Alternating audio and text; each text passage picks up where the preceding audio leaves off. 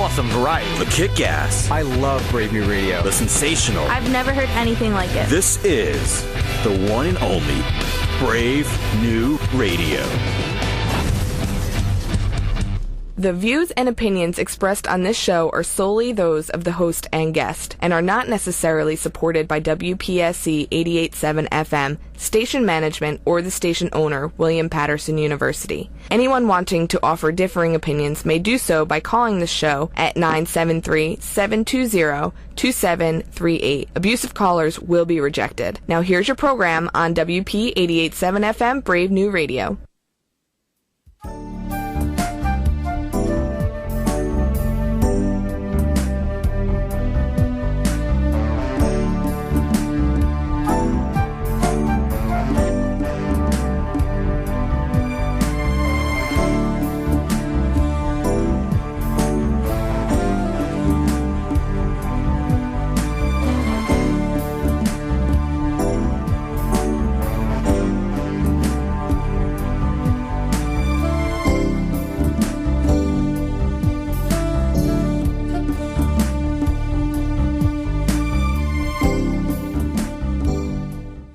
Well, good morning, good morning. Good morning to you. And as I share with you each week that we come together, it always amazes me that another week has gone by that quickly. I'm only up here once a week as I share with you each Saturday, and yet it seems like I'm up here 7 days a week. That's how quickly time is flying. So if you've tuned in around the world on our web stream on gobrave.org, or if you're in the northern New Jersey area, New York area, and you're on WP 88.7 FM, if you're not sure who the voice is, it is your host, Marc Medley, and we come to you live each Saturday morning with what's going on in the literary world, as well as in terms of inspiration and motivation, and we have all of that this morning. I am extremely excited this morning as my guest has already called in. I share with you all the time. I sit here in this chair on pens and needle each Saturday and morning, not knowing whether the guest is going to call or not, because we make all the arrangements. We contact each other through email. We confirm. We do all that. But you never know overnight if something is going to occur in terms of an emergency might come up, or either the guest may oversleep because it is an early morning show. And then in a case like this morning, my guest is calling all the way from the other side of the country, calling from the West Coast, out of the beautiful city of San Diego. I've been there. I've been to the zoo there. I've toured the city, and it's a beautiful city. And he is calling all the way out of there. And then on top of that, because, there's that word ordinary, and then there's that word extraordinary.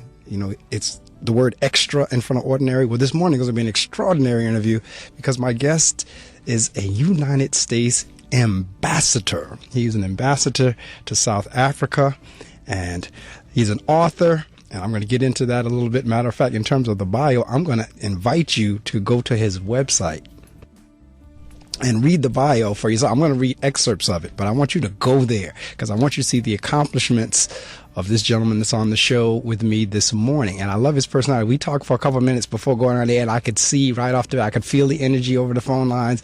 We're going to have a good time. So I'm not going to prolong any further. I'm going to go ahead and do what we do in the beginning of the show, which is to share the weather with you.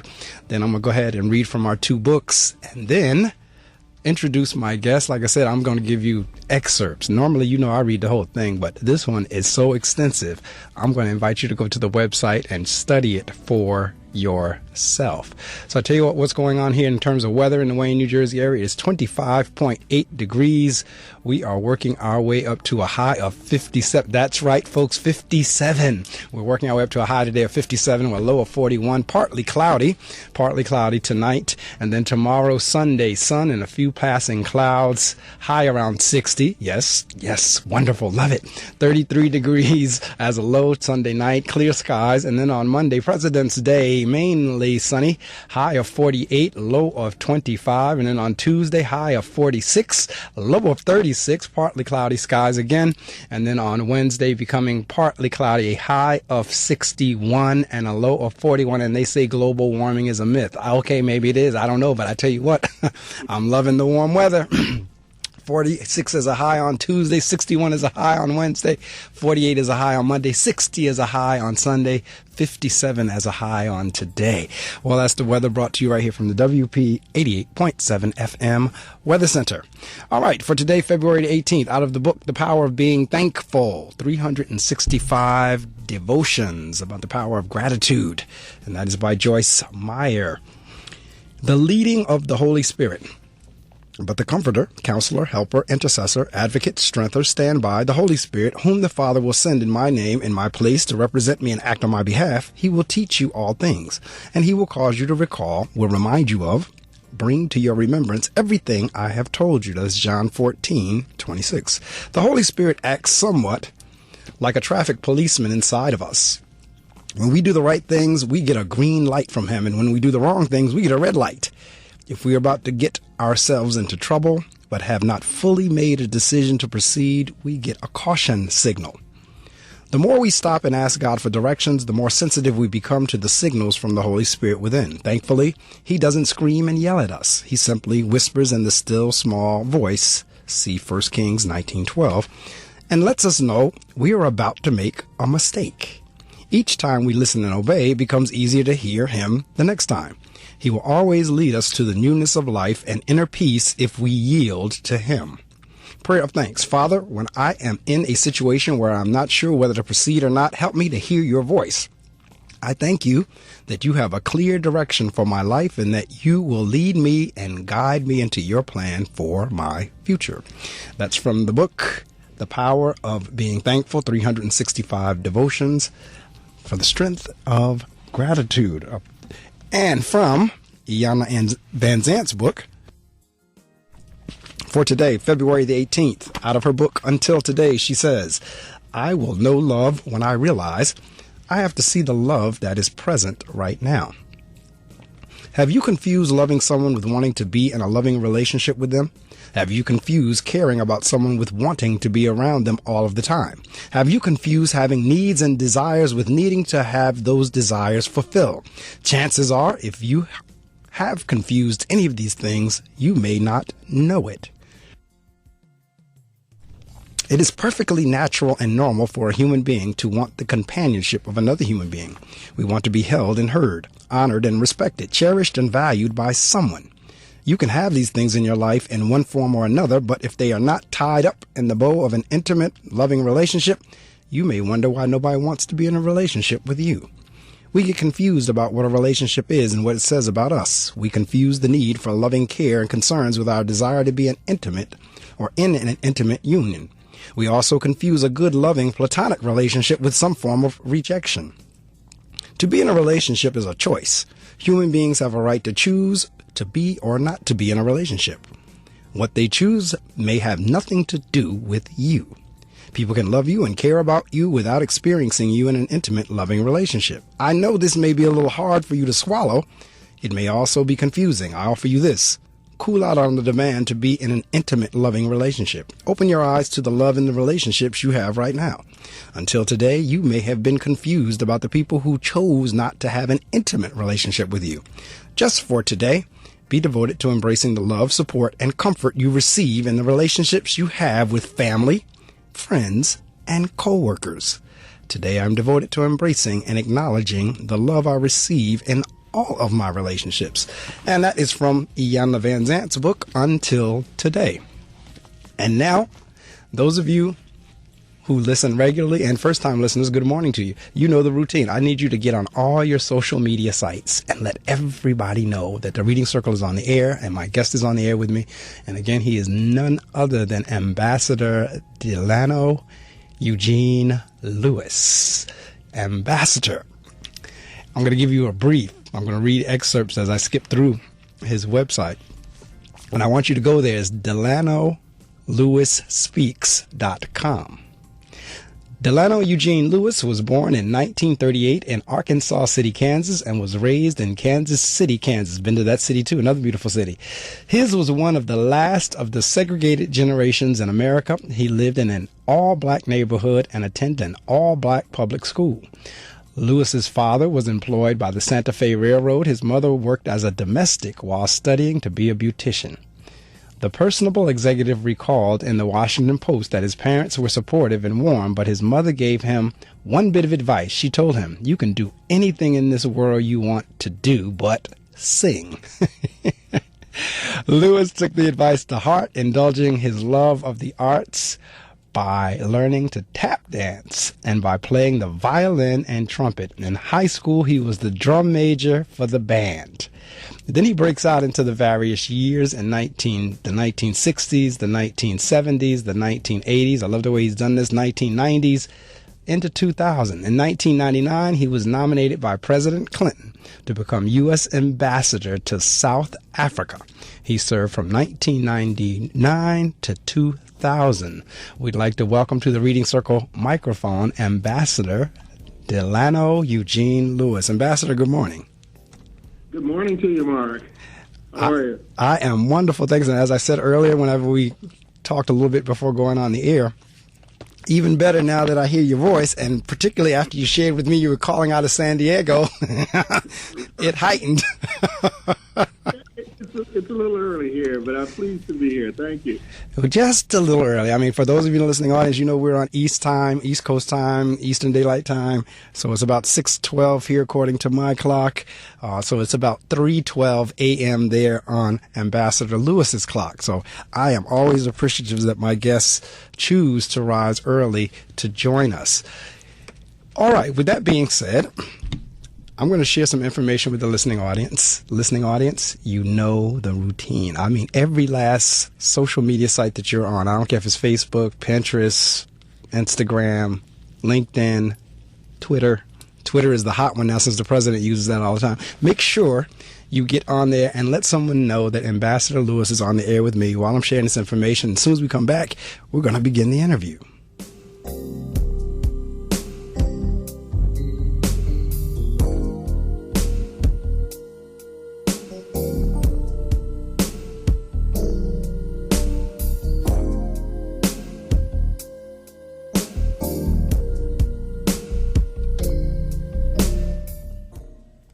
I really didn't feel safe anymore at home. Every year, tens of thousands of youth experience homelessness. The possibility of sleeping out on a park bench, it's not something that a 15-year-old should have to think about. 1-800-RUNAWAY provides 24-hour access to a nationwide network of housing and support services. I felt such warmth. I felt comfort. I felt safe. Call 1-800-RUNAWAY. Go to 1-800-RUNAWAY.org or text 66008. We can end youth homelessness. Today we decided to walk to school. At the corner, we waited to cross the street. The stoplight counted down. 15, 14, 31? 13? We took a left on Carroll Garden Street. Garden Street? Loud music was coming from a car. Danny's a smart kid, but he gets so distracted. There were so many other sounds, I didn't know what to focus on. Danny, Earth to Danny. Suddenly, he realized he forgot his homework again. I left my homework on the table. At the school steps, we hugged goodbye. I really hope he doesn't have another bad day at school today. When you can see learning and attention issues from their side, you can be on their side. That's why there's Understood.org, a free online resource for the parents of the 1 in 5 kids with learning and attention issues. Get personalized recommendations, practical tips, daily access to experts, and more. Go from misunderstanding to Understood.org. Brought to you by Understood and the Ad Council.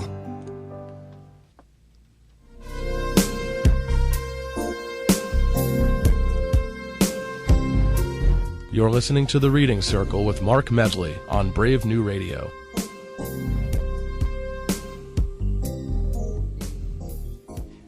All right. Well, we didn't go anywhere, but I'll welcome you back anyway. And again, my guest this morning is Ambassador Delano Eugene Lewis, and it is fitting because this is Black History Month. In February, as you know, we celebrate Black History Month, and I am literally speaking with a part of Black history. You have the opportunity this morning to listen to a part of Black history. So not only will we talk about Ambassador Lewis's book, we're going to talk about a little bit of Black history because we were sharing on the air. He and my mom are a few days apart, Both of them were born in 1938. He was born the first couple of days or so in November. My mother was born October 26, 1938. So, as he said, these are those Scorpios. Right. And I can tell, again, just from talking to you for the first couple, you two have very similar. She's very, very jovial, very outgoing personality-wise, and I can feel that same spirit from you. And so let's talk a little bit about, I read your bio very quickly in terms of coming up in that time of segregation. And let's talk a little bit about that, and we'll work our way all the way up to becoming an ambassador and author and speaker. What was, as a child coming up, did you ever visualize, because your mom said you can do anything you want to do in the world with the exception of sing. Did you ever visualize where you are now, I mean, becoming an ambassador to the United States? Well, I'm not so sure I visualized all of that, but I did visualize that I could achieve because I did have such strong support at home.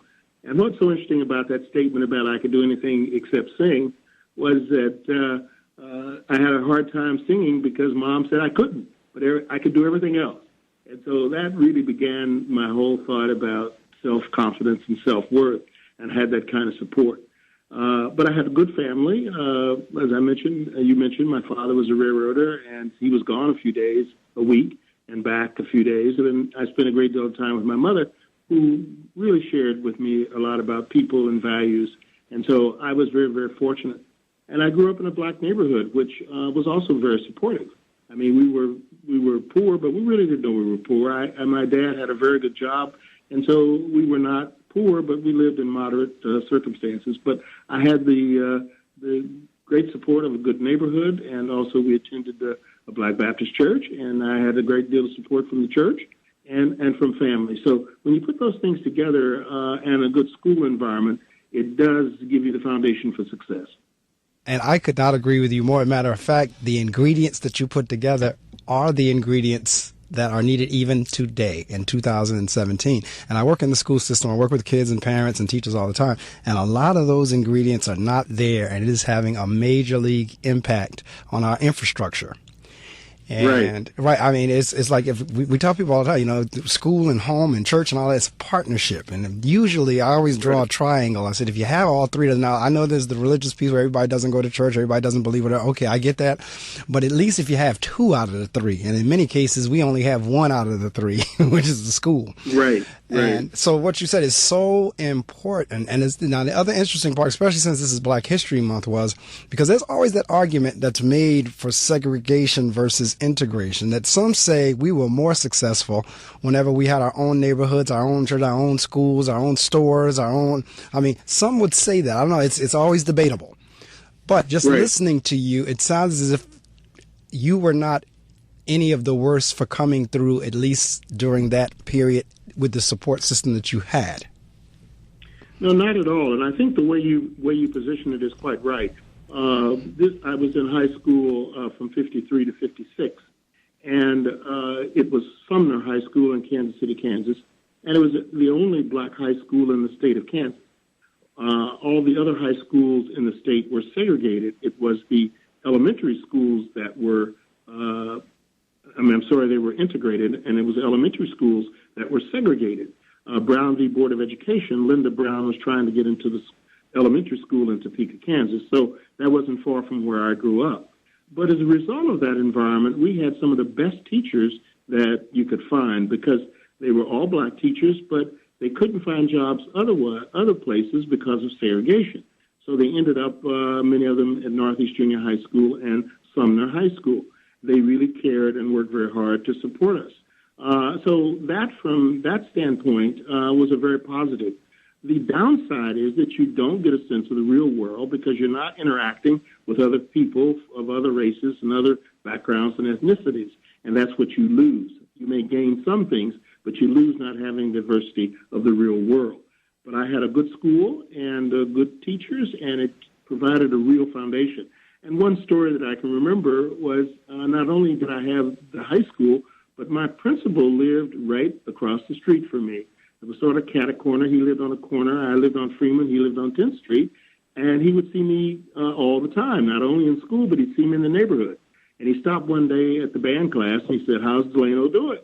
And the band teacher said, oh, he's doing okay, but he probably could do better. And he said, well, I know the problem. He stays out late at night. I see him coming in late at night, about 11 o'clock. I see him coming in. And so I had that kind of support in the neighborhood from my high school principal and other parents in the neighborhood.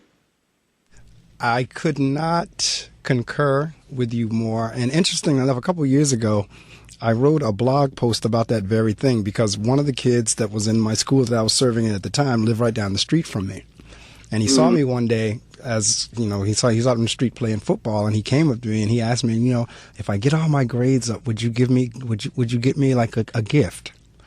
And the thing touched me, and it dawned on me that the access that he had to me as the principal, because he was my neighbor, was totally different than the principal who lives in a totally different town. That's right. And a lot of our children don't see that these days. As a matter of fact, the children that I serve, they're shocked whenever I say I still live in Patterson too.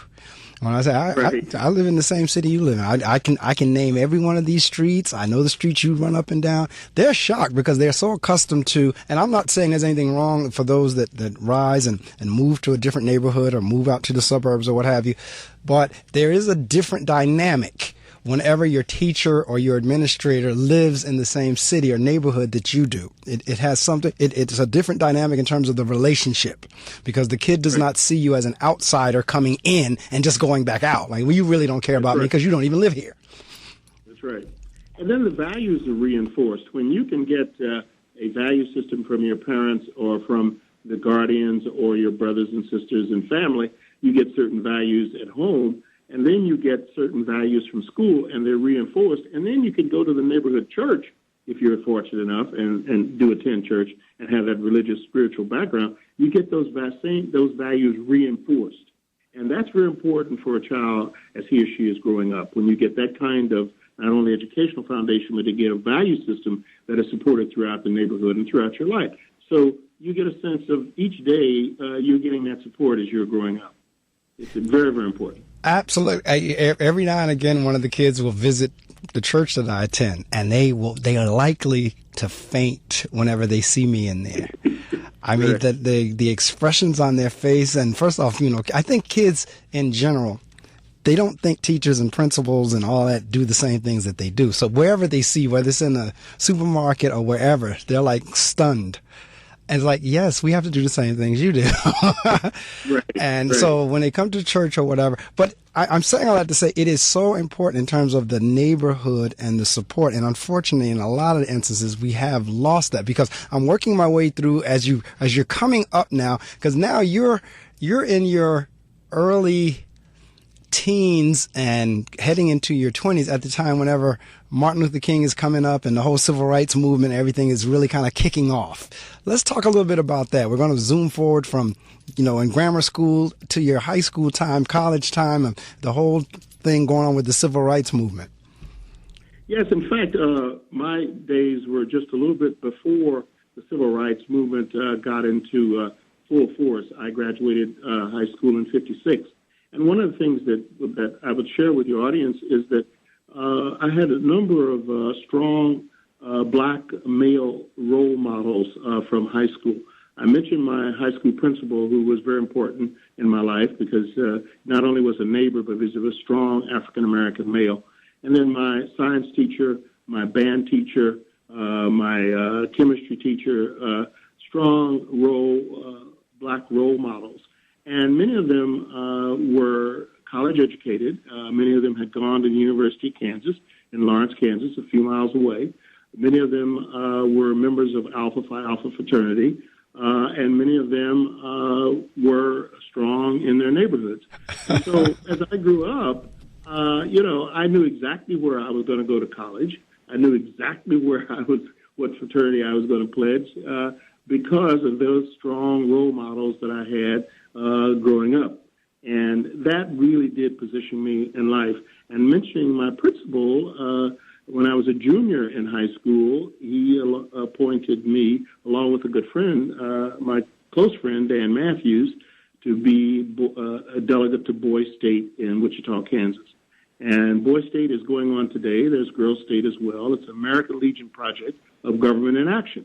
So these are high school boys and from junior year going into senior year, and they're away for 1 week, and they set up cities and towns and counties and state government. And this is the first time I'd interacted with whites and from boys from other parts of the state. And these were the top of their classes. They were selected by their schools to represent them. And it was, I went there with some, this is in my book as well, feeling a little bit, could I measure up? Because I had not interacted with whites before. And so I wasn't quite sure, but as soon as I got there, it all kicked in. I just really had this burst of self-confidence. I ran for mayor of my small city and won. I was one of 7 black Supreme Court justices. We set up a Supreme Court. I was drum major of the Boy State Band because I had been in music in high school. And I really found my stride as a junior going into senior year that I, too, could compete. I could compete with the best around the state. Now, that came from my high school. It came from my principal. And it really began to set me on a path to success. Now, so I just heard something as you were sharing and talking, that you share a middle name of another very good friend of ours, Eugene Kinkle-Jones.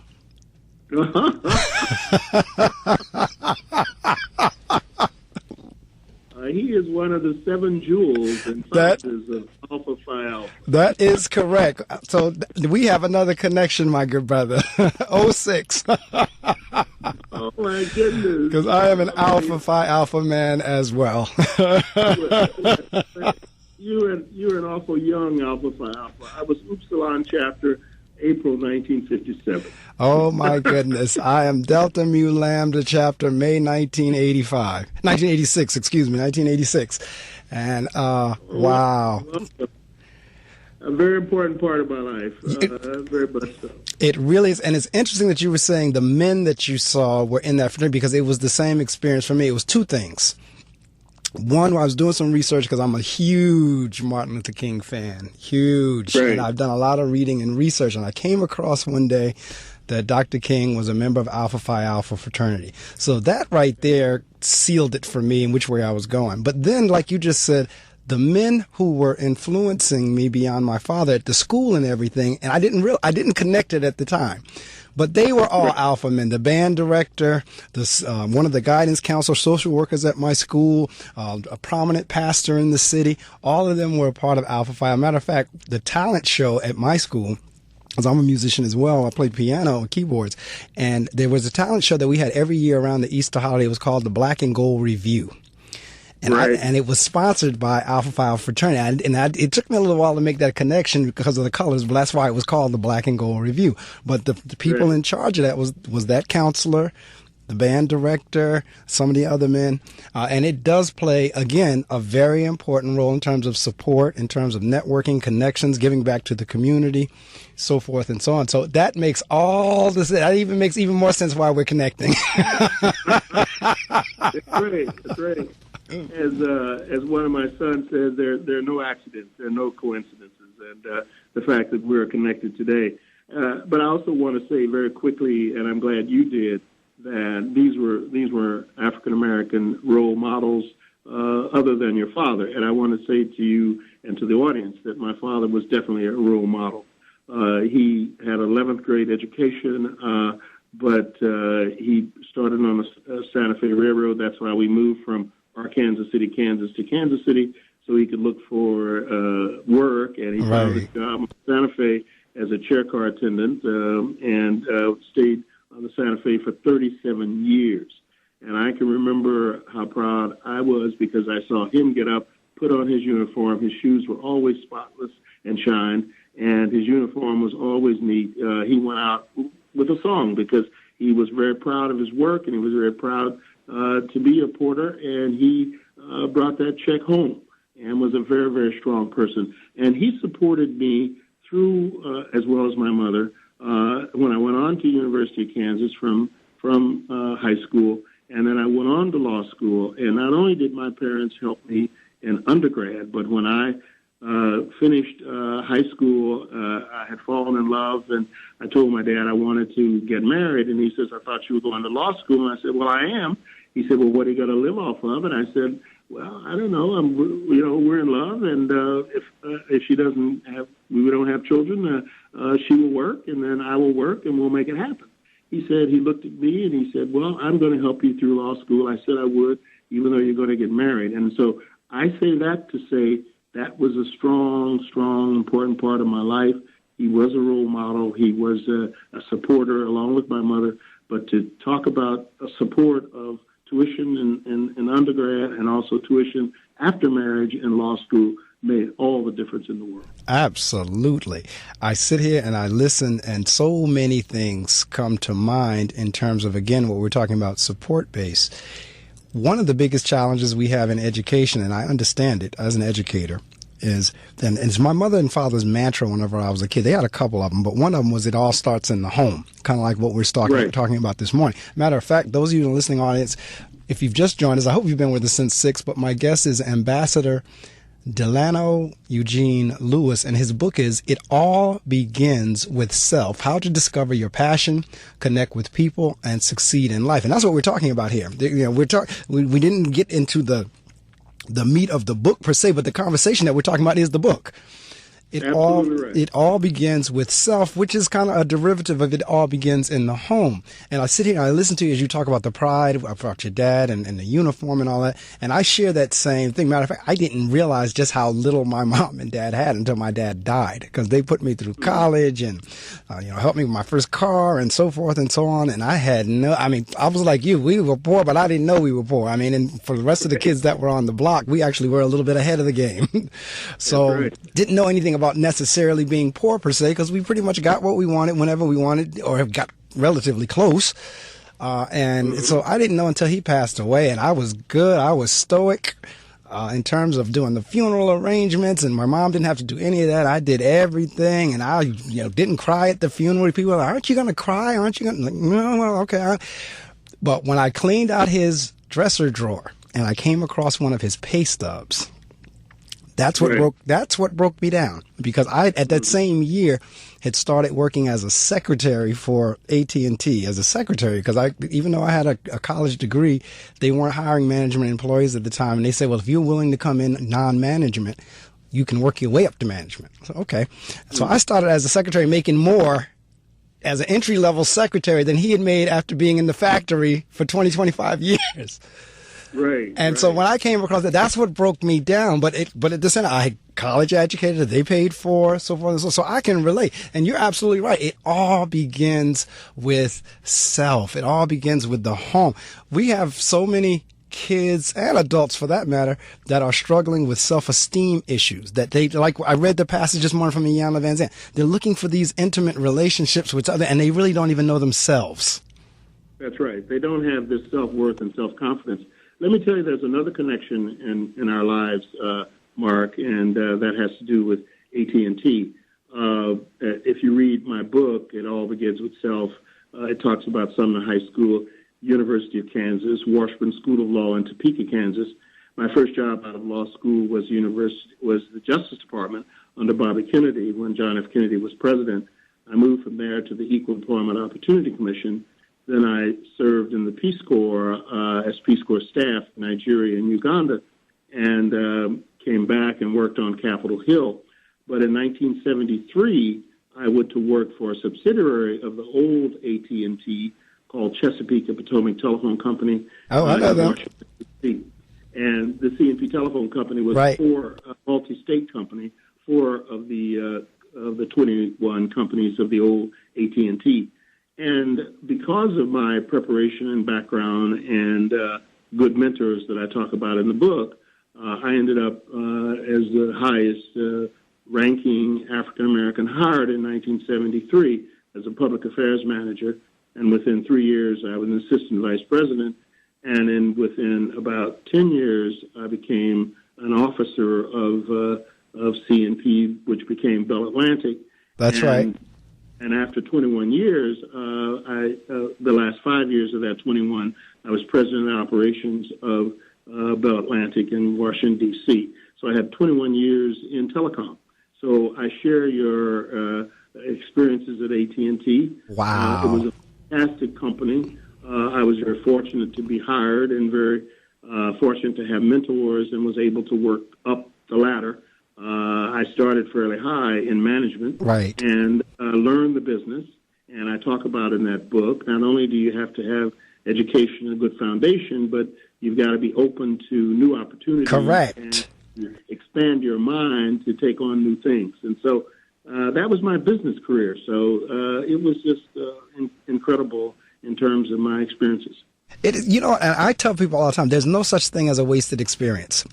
Everything that I've ever done, whether it was military-wise, fraternity-wise, church-wise, corporate-wise, everything feeds into what I'm doing now in terms of being a school principal. Whenever I was in high school and college, I was a custodian. So, I even tell people then, even my years as a custodian feeds into what I'm doing now.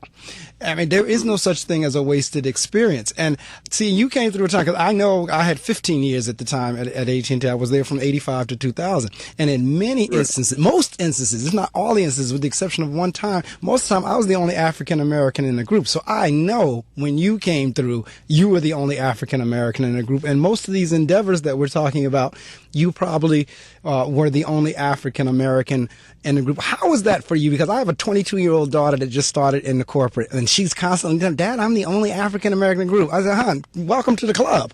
That's the way it was for me and your mother when we were working. So talk a little bit about, because I'm quite sure in many instances, and I want to work our way into like getting into politics and meeting, and like I heard you just say with Bobby Kennedy and so on, you actually knew these people.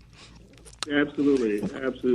Yes, I was an only one in many instances, and you have to learn how to deal with that. You will develop, you should develop relationships up the line and down the line, but again, you have to have the faith and confidence in yourself.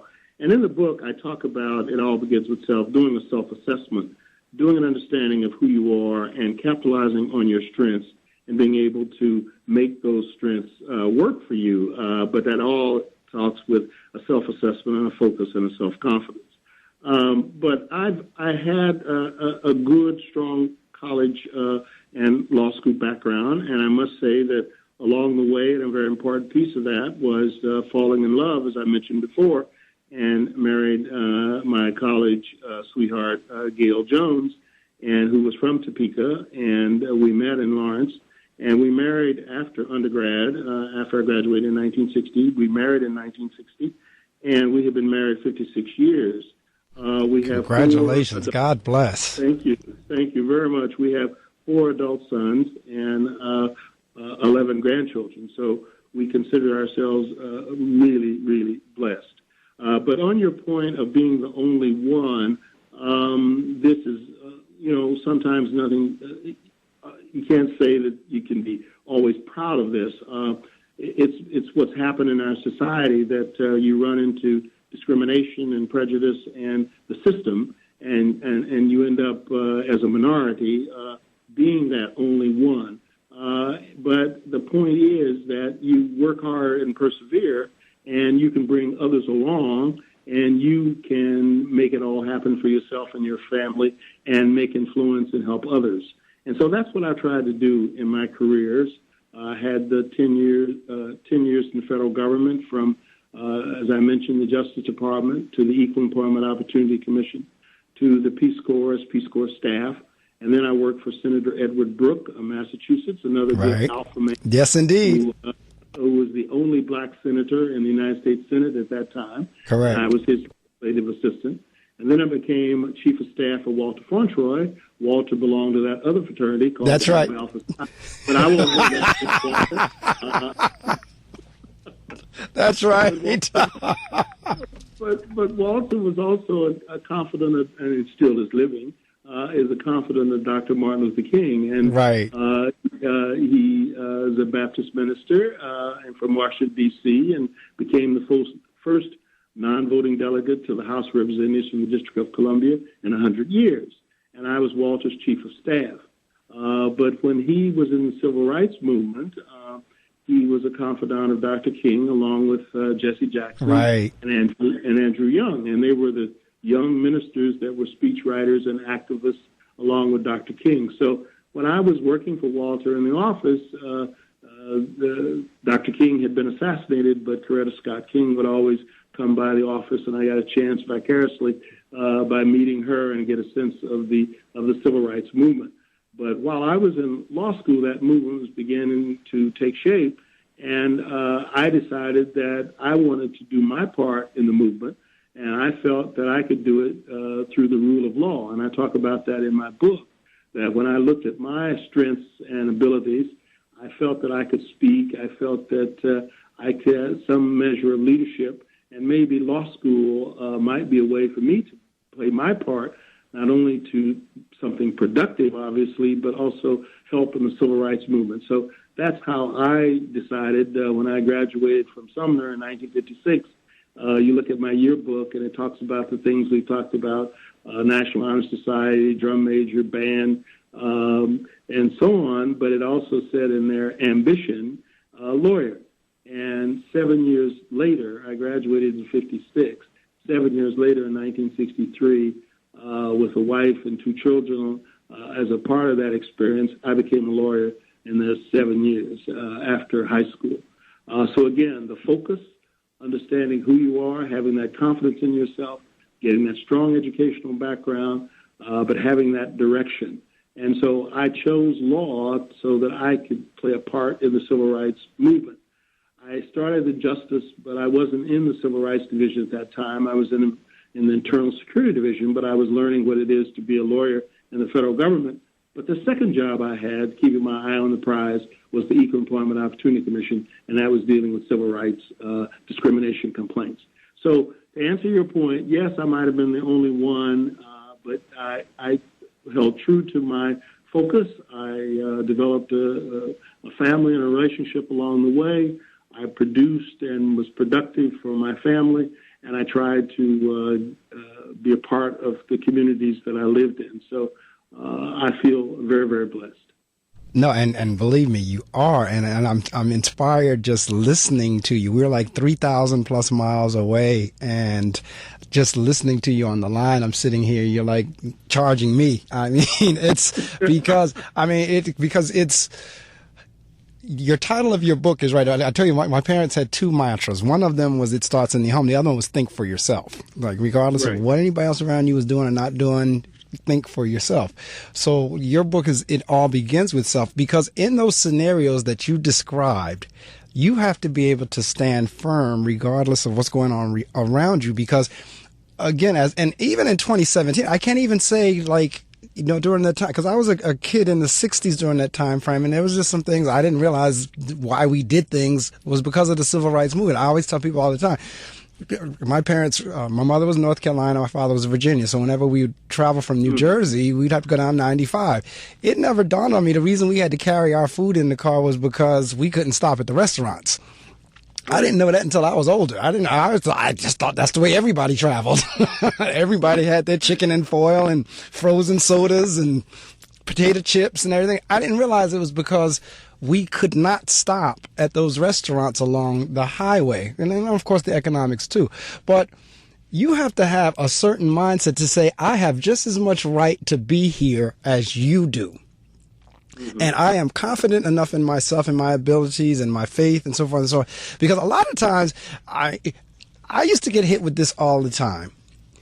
And it's a compliment, but at the same time, there was a little bit of back. There was an underlying message there. It's, oh, you're so articulate. Right. And it was almost as if to say, we don't expect your kind to be articulate. And it is like that underlying message was kind of there. So you have to combat. And there was a lot of people that don't believe just because of your skin color that you can compete. They didn't think you should be there. Oh, you must be here on affirmative action. You must be here, you know, not necessarily because of your qualifications, but because of your skin color. That somebody was more qualified than you, but because of your skin color, we had to let you in. You have to deal with all of that.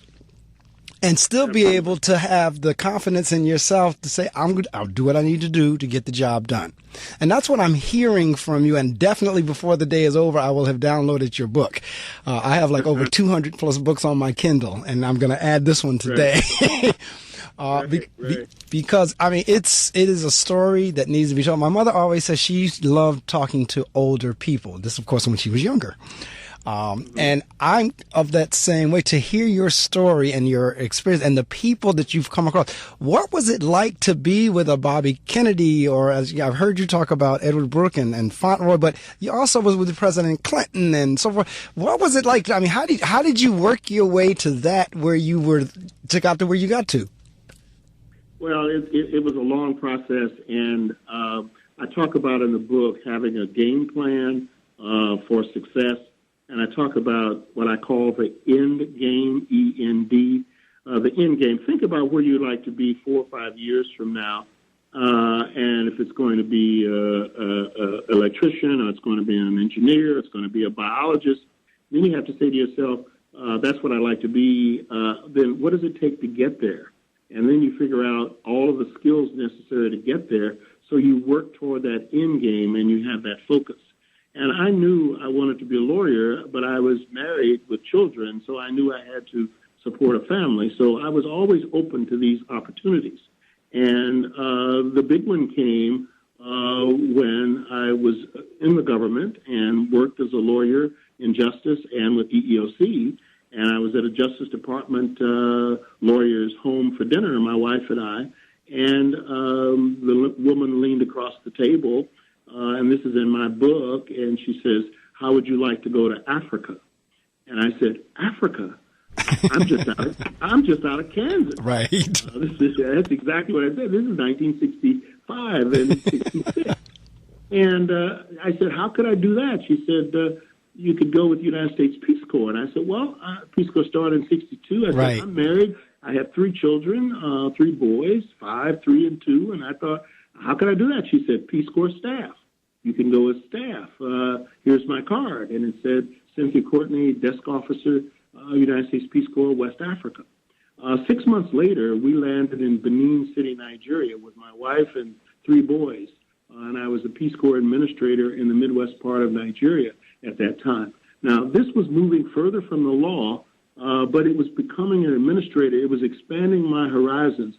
I was moving outside my comfort zone, which I talk about in my book, and beginning to get experiences of living and working in another culture and learning to be an administrator. So all of that began to move me further in experiencing life.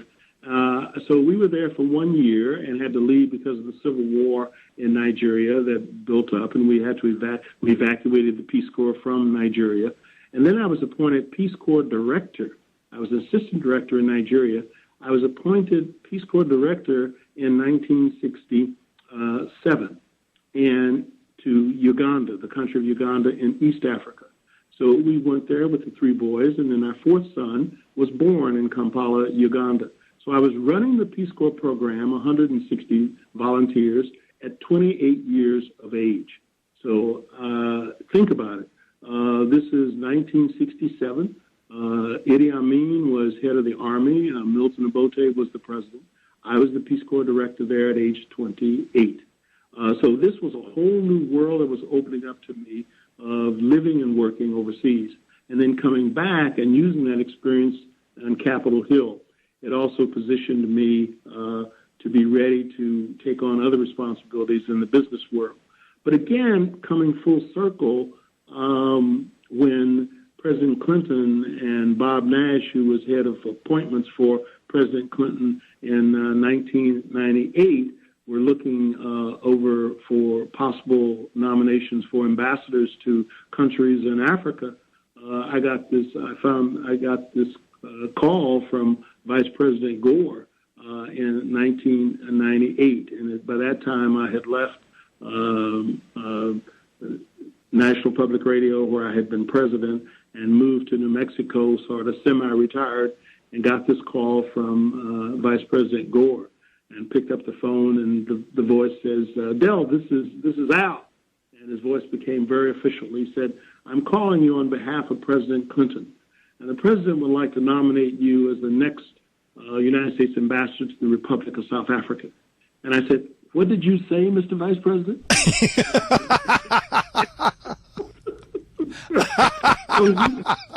he repeated it, and I was absolutely blown away. I had no idea I was being considered. I was half crying on the phone. I turned to my wife and I said, "The president would like to nominate me as ambassador to the Republic of South Africa," and she was shaking her head yes. And so I came back to the phone. And I said, "I accept, Mr. Vice President." He said, "Congratulations, you're here from State Department." Click. And I like it. And there it is. And within days, I got all of these forms to fill out about where I lived for the last 20 years, what jobs I'd had. So I had to get a top secret clearance to become ambassador. It was just unbelievable. And I was nominated in June 1999. So it took me 6 months after all of the background checks, and then I got the formal nomination. And then with politics on nominations, we're seeing that today with the president's cabinet. Same for I had to be confirmed by the Senate, and so there were politics going on. So it took me 11 months to get confirmed, but because of politics, not because of my background. And right. I got confirmed.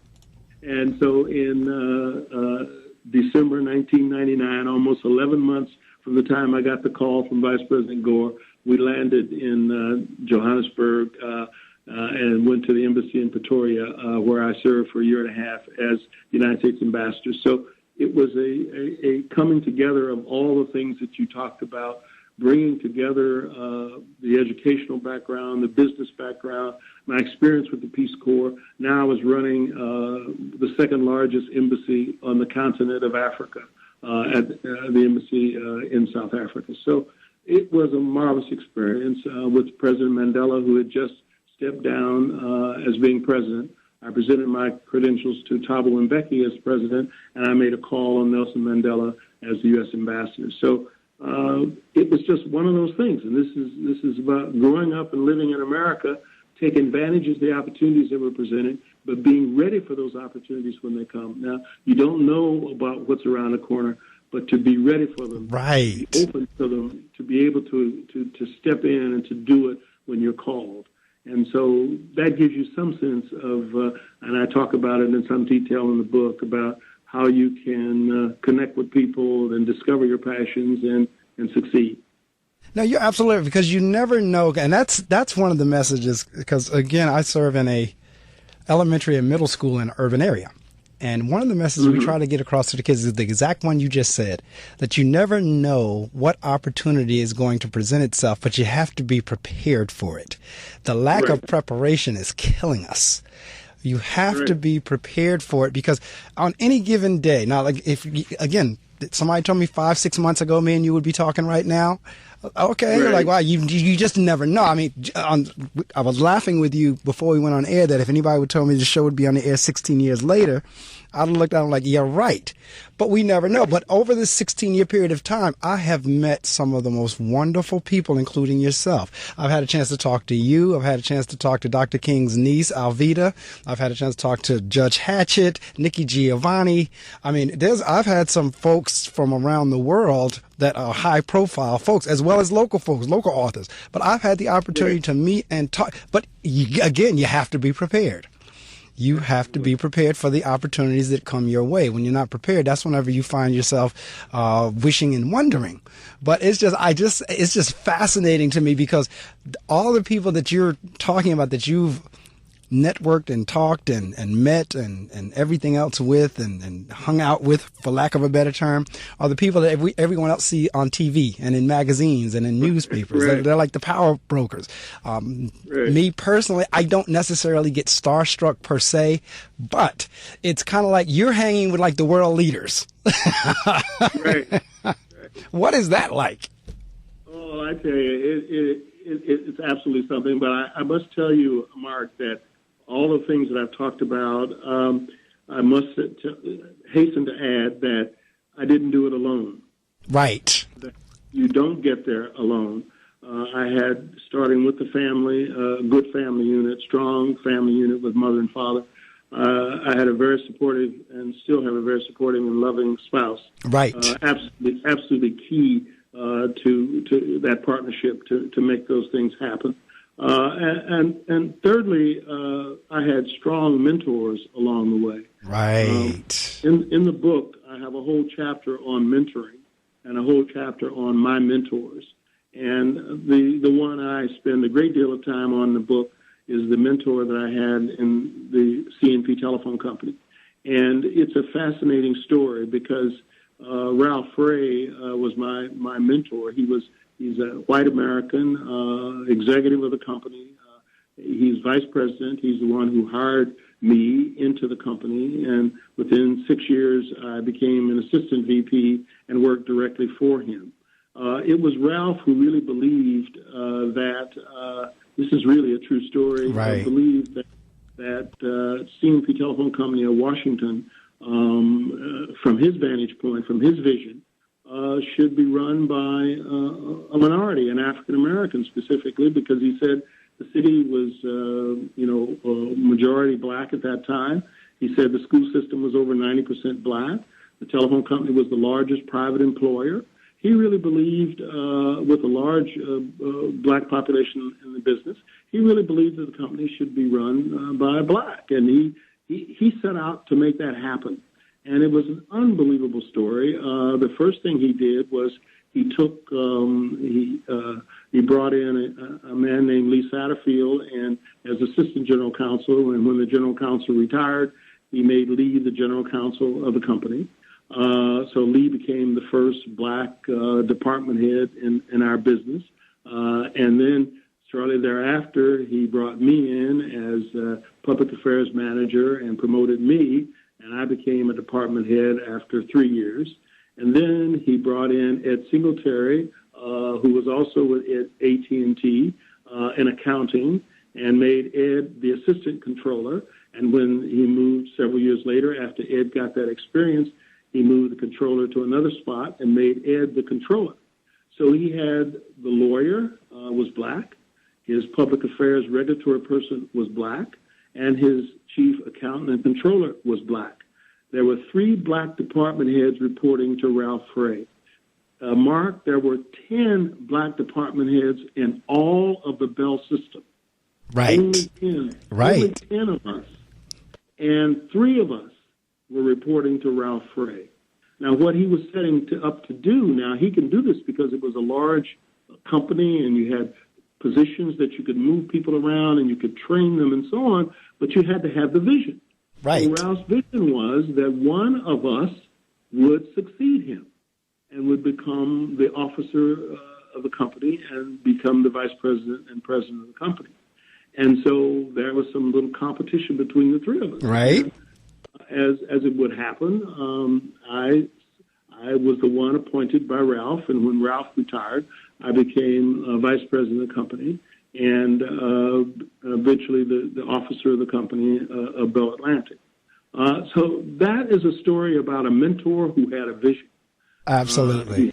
He happened to be white. He believed in talent. He believed in training. He was a remarkable individual. And so from him, I learned that you need good people, you need to train them, you need to grow them, because when you work in teams, you all succeed. Correct. So I bring that up in the book about mentoring. I talk about it, being able to take advantage of those opportunities, knowing full well that you have to be trained, you got to be qualified. Right. But you didn't do it by yourself, and I didn't. I had mentors and supporters along the way. Absolutely right. Now, there's another thing. We talked in the beginning of the show, I talked about, your age in terms of you and my mom being born in the same year. And for a lot of people, they associate, being elder with shame or something. And my thinking is just the opposite. The fact that we're still here is a blessing. I always tease people all the time and say, my goal is to be 100 and healthy. And I'm sitting here listening to you. It is like 3, a little, maybe close to 4 o'clock in the morning out there in San Diego. Wouldn't know it by listening to you. And as I said, born in 1938, it doesn't sound like you're just ready to go sit down in the rocking chair. That's my point. You're still going. You're Absolutely. So let's talk a little bit about that, because some people honestly, and again, that's, to each his own per se, but some people honestly think when they hit a certain age that they can't do anything else. No, that's really sad. And what I have decided to do, I'm blessed to be able to do it, is with the encouragement of my family. My wife has written 2 books. She's written a book about our Peace Corps experience and about being a family in Nigeria, and it's called Letters from Nigeria. And she wrote letters.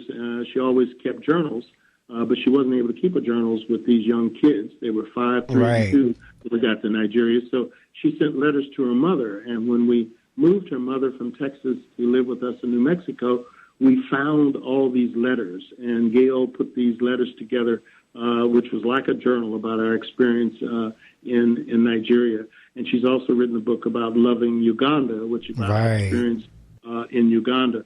So they encouraged me. And then my son, Brian, who is a chef, and we have 4 adult sons, and they're all fantastic persons in their own right. The third son has written a book about his life, and Brian and my wife Gail encouraged me to write my book.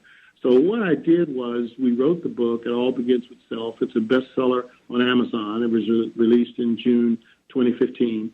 Bestseller in 4 categories.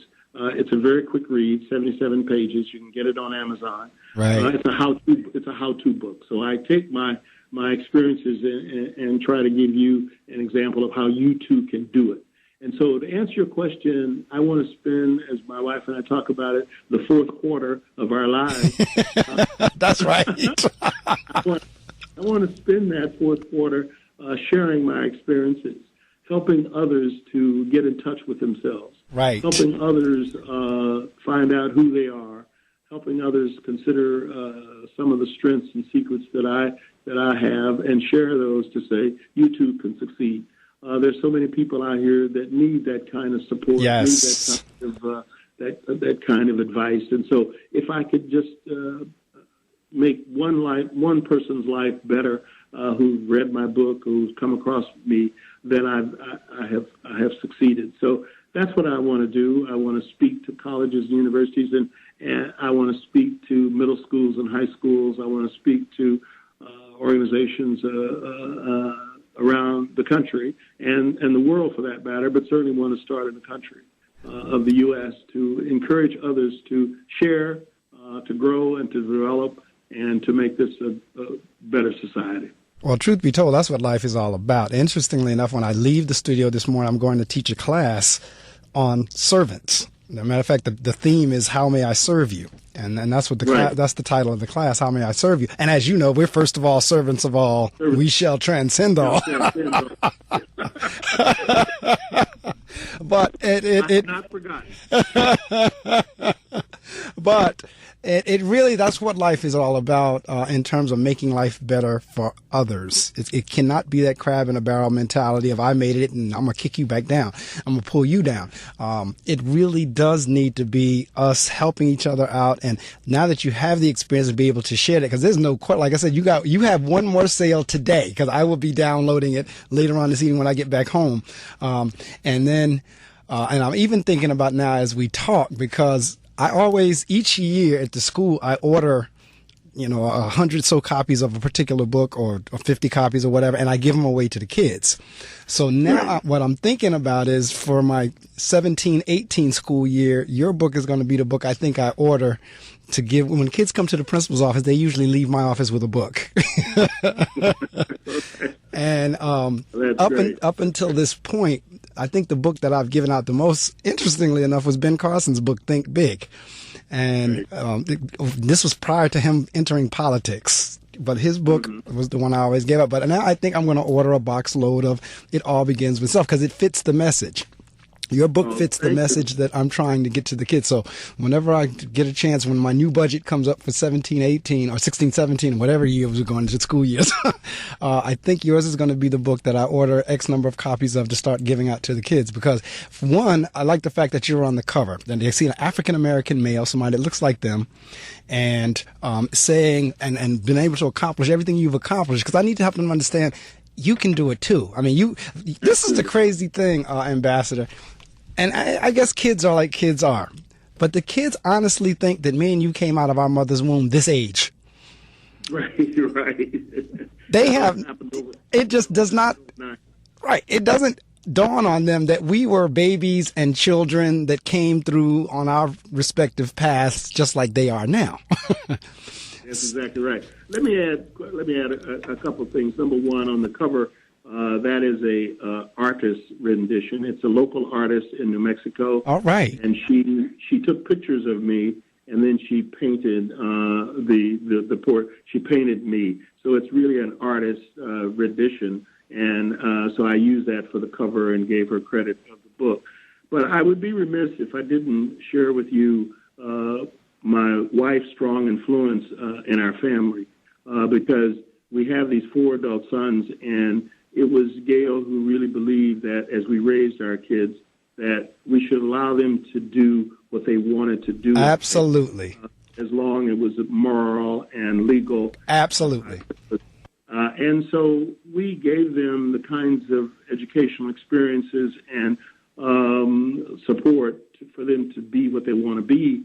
The oldest son lives in this area around San Diego, and he went to the Merchant Marine Academy in Kings Point and became a marine engineer and traveled around the world as a marine engineer, and then went into real estate and banking. And now he's an entrepreneur supporting his wife, who's also a banker, and they have three lovely kids. But he's an entrepreneur, a business person. The second son is in the Washington, D.C. area, who went to a couple of years of college and decided that he wanted to do business on his own, and he became an entrepreneur, and he's had several businesses. Now he's in online education, and he does training through online platforms. And he's married, and his wife is a teacher, and they have 2 sons.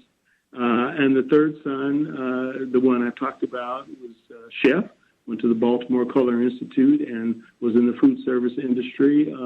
And he talks a lot about his life because he became an alcoholic and had to deal with that addiction. And now he's a life coach.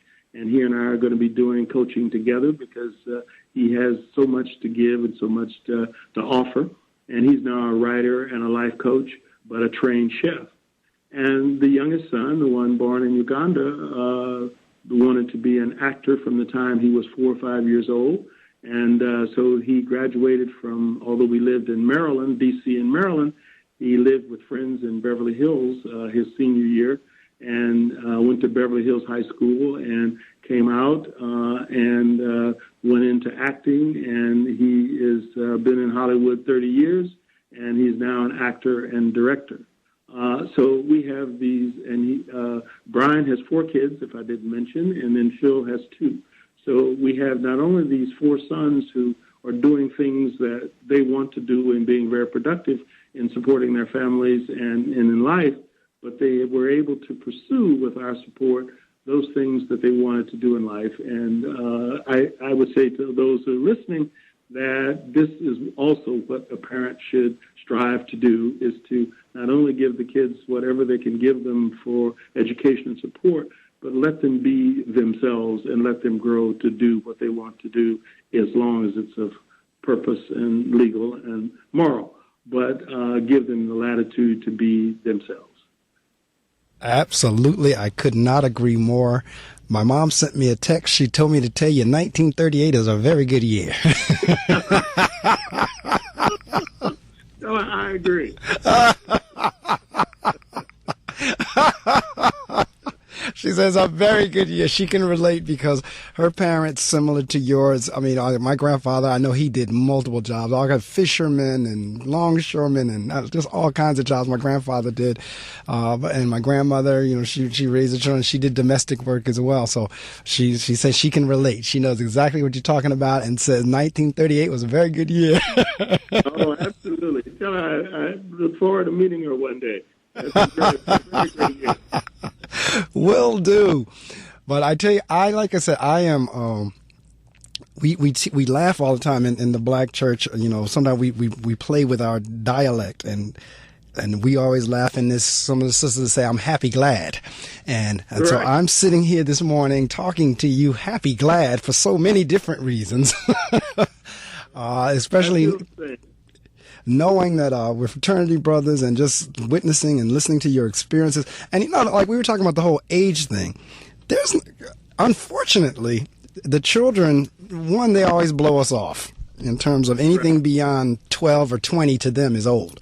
But they don't realize the wisdom that they're missing out on by not hearing from someone like in your age and my mom's age. Because even for me, I'm 54. To listen to you two talk about times during that time frame, it really is like, one, it's kind of like mind blowing. And then to see where you all have attained and reached and everything that God has blessed you to do, it really is an inspiration. Like, you know what? If they did that, I can do more. And there's more for me to do. And I can't just sit on my laurels and be happy and content. And like, we got to really get out there and make some things happen as well. So I am encouraged and inspired. And I guess now, especially now that I know you're an alpha man, I probably knew it before. Because whenever Yusuf sent me your name, I said, I know that name. And I knew it from the ambassadorship, but there was another reason. And probably because I've seen your name somewhere about being an alpha man. Somewhere along the lines it's probably come up. But the fact that you're that, what I'm about to say is, as you know, we would expect no less. Absolutely. That those men that have achieved, many of them were strong alpha men. But I want to say to you that not only that I want to share, and there may be some wisdom there, but what my wife and I are experiencing now on the other side. Right. That our permanent home is in New Mexico, Las Cruces, New Mexico. Okay. But we're spending part time in the San Diego area because the younger grandkids are on the West Coast. Oh, all right. The older grandkids are on the East Coast, and we have spent time with them as they're growing up, and they're now leading productive lives and finding their way. The younger grandkids are in Los Angeles and San Diego area, and so we're fortunate enough to be spending time out here to be closer to the grandkids. Now, yes, we share lots of discussions and games together, and I think they're listening, but we're learning so much from them. That's correct. We just attended what we call an exhibition by the youngest grandson, who's going to be 15 soon. And he is a charter school here near San Diego, and he did an exhibition for his 9th grade class, and we attended that, and his class all had to do this project. Right. And it was just overwhelming to watch what he did. They had to develop an engineering project based on a roller coaster. So they did the exhibition out near an amusement park near Mission Beach. And so it's all on a roller coaster. So they had to use physics and engineering to design the roller coaster so you can put a ball down and it would fold down the roller coaster and go out. So they had to do all the physics to build it. They had to make a story involving the use of this roller coaster. They had to create a story develop around a war. So they had to find a war that they wanted to talk about and then put the characters together to a story in the war. And my grandson did a war about the Zulus in South Africa. All right. And their warring activities. And so he created a story around the Zulus. So then he had to show the physics of the dynamics of how to build the roller coaster. They had to develop, with the use of English and creative writing, a story around it. And then they had to exhibit this for parents and friends. But what an amazing opportunity. So we're learning so much from our grandchildren and social media. I mean, we're on Facebook, we're on Twitter, we text to deal with the grandkids. We text. And, that's absolutely right. I'm trying to keep up. That's right. So I wanted to share that part about our life. No, that's absolutely right. I always marvel at a 1.5 to 2 to 3 year old that will take an iPad or iPhone and they know exactly how to swipe. They know how to open up apps. They know, and this is it too. Right. So you're absolutely right. And I tell you what, while we're here, let your wife and your son know if they ever want to appear on the show to talk about their books, they're welcome to do so. If they want to, especially like your wife is with you, so she would be on the West Coast as well. If she wants to rise early to come on, she'd feel free to do that. And wherever your sons are, they are welcome to come on as well. In terms of Kansas City, when I was with AT&T, I worked on a project that I was out in Kansas City once a month for a year. So I was out there 12 times, and got a real good chance to have their steaks out in Kansas City like none other. That's true. That's where the steak is born. Yeah, that's exactly right. Well, I told you, it is now 7:15 here on the East, which is about 4:15 there. I told you it goes by very quickly. We've gone over the hour already. I always turn the mic over for the opportunity for the guests to promote in terms of book signings, how to get, and we kind of talked about how to get the book. You could say anything with the exception of the dollar amount, but anything short of that, the mic is yours to promote. The book is Delano Lewis. It all begins with self. And then you take it from here in terms of how folks can get a copy of the book, how they can get in touch with you. If you're ever on the East Coast over here again in the New York area, please let me know. We will definitely meet up. And if you're here during the day or something during a school day, if I can get you over to the school, that would be great as well. But certainly, if you're on the East Coast, New York area, let me know. We'll have dinner or lunch or something. But at this point, sounds terrific. Thank you so much. I've enjoyed meeting you through the interview, and it's been a joy for me, Marc Medley. It's been wonderful. The book is It All Begins with Self: How to Discover Your Passion, Connect with People, and Succeed in Life. You can get it on Amazon. It's a bestseller on Amazon, so you can go to Amazon.com to get the book. I also invite you to my website. It's Delano Lewis Speaks, DELANOLEWIS Speaks, SPEAKS.com, DelanoLewisSpeaks.com. And that website will give you some sense of my background, some sense of my careers, and also will give you a little about my biography and about my book. And I'm interested in sharing those experiences, and I'm interested in speaking, whether it's middle school, high school, colleges, universities, or organizations. I'm willing to share my experiences, so you can go to my website and connect with me, and I am available, and I'll be pleased to share. And I'm pleased to share with you, Marc, this wonderful, wonderful experience this morning. And you have a great program. I've seen the reputation that you've developed over the 16 years, and I can see it's going to go on many, many more years. And thank you for giving me this opportunity to share my experiences. Well, again, I thank you, particularly, like I said, since you're calling out of San Diego, which a lot of times I get requests to do pre-records, and every now and again, it's rare that we do that. So most of my guests actually come live, either in the local area to the studio, or they call like you're doing right now. And I'm always so appreciative. And like I said, this has have made my day and weekend just having a conversation with you. And again, in terms of, God has blessed you and you're trying to give back to the community and the world. Actually, your whole career you've been giving back. Because that's what you've been doing. And to be able to share the wisdom and the thoughts, and then the fact that you're a part of the Black and Gold, my good Alpha brother, and you're doing exactly what, like I said, we were laughing a couple of minutes ago. So first of all, servants of all, we shall transcend all. And, kind of like, oh Lord, may the true spirit of the fraternity rule our hearts, guide our thoughts, so that we may come through these servants of all. Service is what it's all about. That's what Ambassador Lewis's life has been. It's been a life of service.